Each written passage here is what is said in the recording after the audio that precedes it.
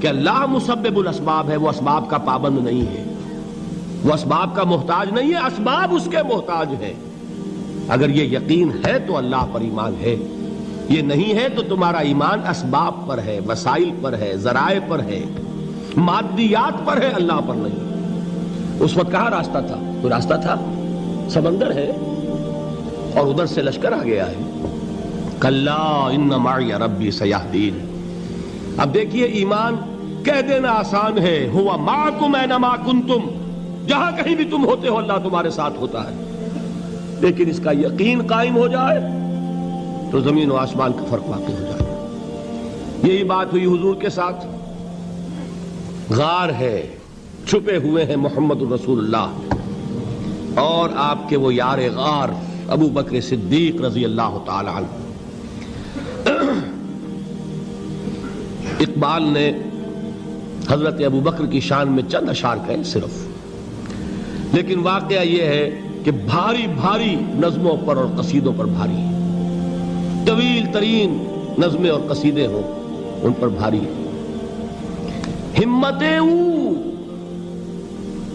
ابو بکر کی ہمت جو ہے، کشت ملت را جو ابر، جیسے بارش سے کھیتی اپجتی ہے، ابو بکر کی ہمت اور عزیمت اس امت کو اسی طرح سینچنے والی ہے۔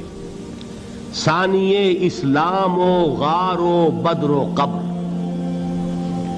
وہ دوسرے تھے اسلام میں، دوسرے پہلے کون تھے؟ انا اول المومنین، حضور فرماتے ہیں سب سے پہلا ایمان لانے والا میں، دوسرے ابو بکر۔ ویسے ہمارے ہاں یہ چلتا ہے اختلاف، حضرت علی پہلے ہیں کہ حضرت ابو بکر پہلے ہیں، لیکن اس میں بڑی خوبصورت تطبیق قائم کی ہے علماء نے اور بہت صحیح ہے۔ چار کے بارے میں فیصلہ ہی مت کرو کہ کون پہلے ہے، ان کی ایک عجیب تقسیم کر دی ہے۔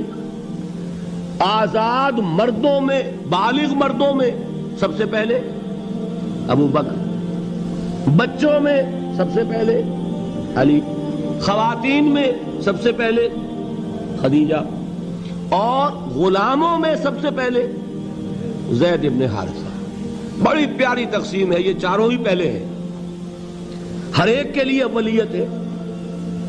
اور واقعہ یہ ہے کہ اگر زمانی اعتبار سے تعین ہوگا تو پہلے خدیجۃ الکبریٰ آئیں گی رضی اللہ تعالی عنہ، کسی اور سے بات کرنے کی نوبت بعد میں آ سکتی ہے، پہلے تو اہلیہ محترمہ سے بات ہوئی، آتے ہی پہلی وحی ہوئی ہے، ابھی تبلیغ کا حکم نہیں تھا۔ کس کو بتایا واقعہ؟ ابھی اپنی نبوت کی تبلیغ کا تو حکم ہی نہیں آیا۔ واقعہ کس کا ہے؟ وہ خدیجہ کا ہے۔ جب کہا ہے کہ خشیت علی نفسی، مجھے اپنی جان کا اندیشہ ہے، تو کیا جواب دیا خدیجہ نے رضی اللہ تعالی عنہا؟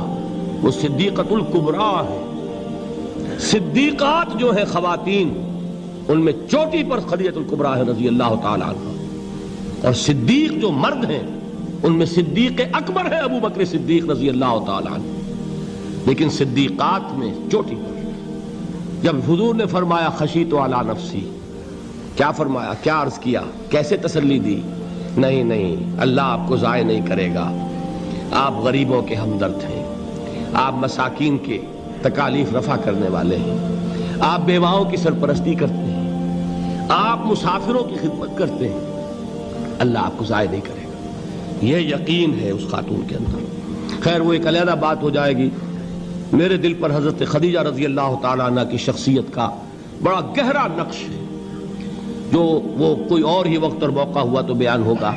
بہرحال اقبال نے ایک مصرے میں جو چار اولیتیں جمع کر دی ہیں، ہمت او کشت امت را چو ابر، ثانی اسلام و غار و بدر و قبر۔ اسلام میں حضور کے بعد پہلے کون؟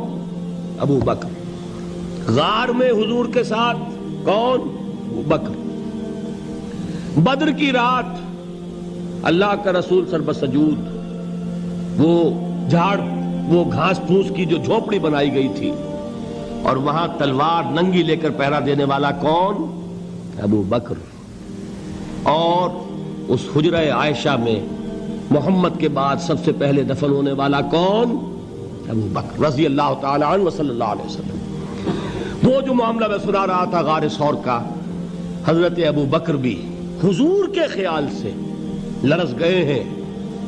آپ کو یاد ہوگا کہ جا کر پہلے تمام جتنے سوراخ تھے انہیں بند کیا ہے.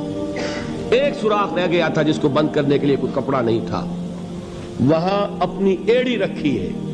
تب کہا ہے حضور سے تشریف لائیے, اور اپنے زانو پر حضور کو لٹایا ہے. اور وہاں کسی موذی جانور نے کاٹا ہے. حضور کی آنکھ لگ گئی تھی. اس وقت اس بل کے اندر جو بھی بچھو ہے کیا ہے واللہ عالم, اس نے کاٹا ہے. اس کی تکلیف کی وجہ سے ابو بکر کی آنکھوں سے آنسو ٹپک گئے. حضور کے چہرے مبارک پر پڑے ہیں تو حضور جاگے ہیں, معاملہ کیا ہے. ایڑی نہیں ہٹائی وہاں سے, مبادا وہ جانور وہاں سے نکل کر محمد الرسول اللہ کو کوئی گزن پہنچا دے. ابو بکر کی ایڑی ہے, جس طرح چاہے کھا لے, ختم کر دے, جان نکل جائے تب کوئی آنچ آئے محمد پر تو آئے, لیکن جیتے جی نہیں. وہ ہے ابو بکر